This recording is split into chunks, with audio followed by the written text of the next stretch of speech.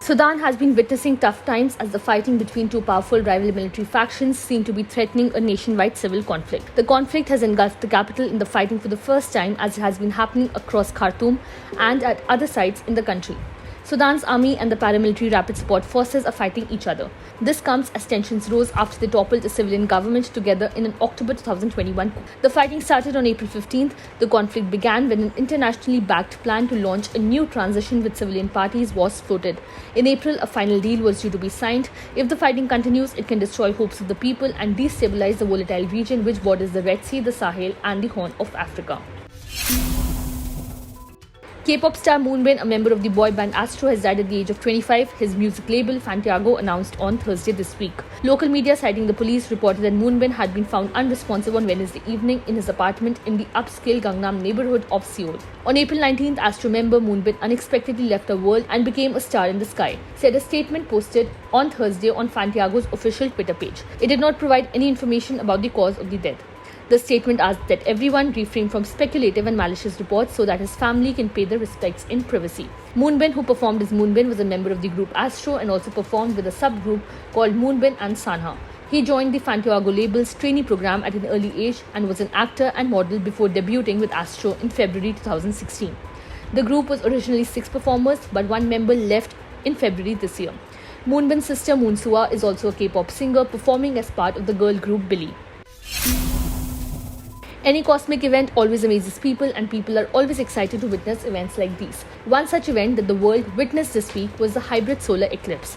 Around 20,000 eclipse chasers gathered under a cloudless sky in the northwest Australian coastal town of Exmouth to enjoy a rare total solar eclipse that plunged the region into darkness for about a minute late on Thursday morning. The remote town with fewer than 3,000 residents was one of the best vantage points in Australia to see the eclipse that also crossed Indonesia and East Timor. An international crowd had been gathering at Exmouth for days, camping in tents and trailers on a red, dusty plain on the edge of town with cameras and other viewing equipments pointed skyward. In Indonesia's capital, hundreds came to the Jakarta Planetarium to see the partial eclipse, which was obscured by clouds.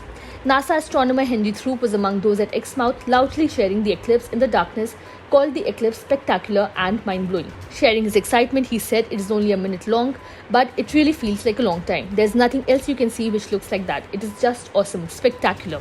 And then you could see Jupiter and Mercury, and to be able to see those at the same time during the day, even seeing Mercury at all, is pretty rare. So that was just awesome.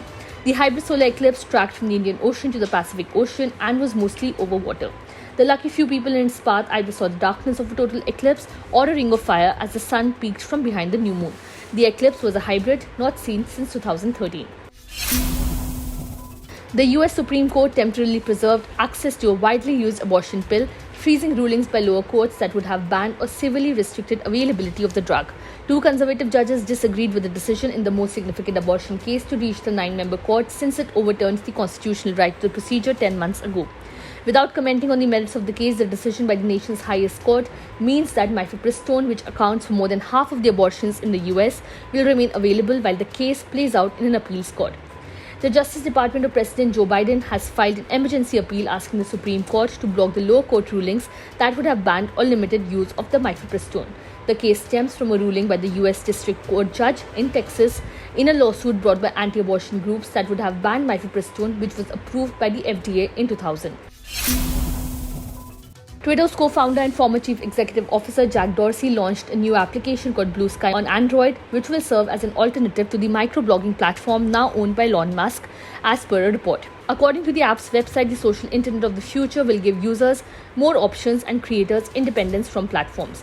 However, the app is still under development and may only be accessed with an invite code. We are building the AT protocol, a new foundation for social networking which gives creators independence from platforms, developers the freedom to build, and users a choice in their experience, the website stated. Using financing from Twitter, Mr. Dorsey started developing Blue Sky as a side project in 2019. In late February, it was first rolled out to iOS users. As per TechCrunch, the basic features for monitoring likes or bookmarks, modifying tweets, code tweeting, direct messages, and using hashtags which are available on Twitter are not present in Blue Sky at launch.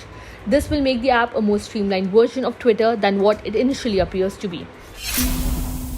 SpaceX's huge Starship rocket, the most powerful ever built, blasted off on an unpiloted maiden flight Thursday and successfully flew for more than 2 minutes before tumbling out of control and exploding in a cloud of flaming debris.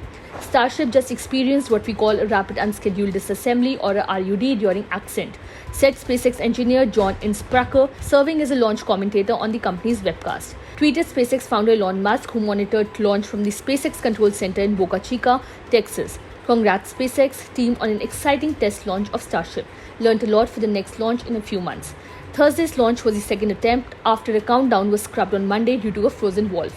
With its engine sculpting some 40,000 pounds of propellant per second, the rocket initially climbed straight up and then gracefully tilted over onto an easterly trajectory towards the Florida Straits. Musk says the Starship, made up of the super heavy first stage and a second stage that is also called Starship, is the key to the company's future. While SpaceX's hugely successful Falcon 9 rocket now dominates the international commercial launch market, it is only partially reusable. The rocket's first stage now has carried out 186 successful landings, but the upper stage is lost. American-made Patriot missiles have arrived in Ukraine, the country's defense minister said on Wednesday, providing Kyiv with a long-sought new shield against the Russian airstrikes that have devastated cities and civilian infrastructure. The US agreed in October to send the service-to-air systems which can target aircrafts, cruise missiles and shorter-range ballistic missiles, such as those that Russia had used to bombard residential areas and the Ukrainian power grid. Today, a beautiful Ukrainian sky becomes more secure, Defense Minister Oleksiy Reznikov said in a tweet. The missiles are the latest contribution from Western allies, who have also pledged tanks, artillery and some types of fighter jets as Ukraine gears up for an unexpected counter-offensive.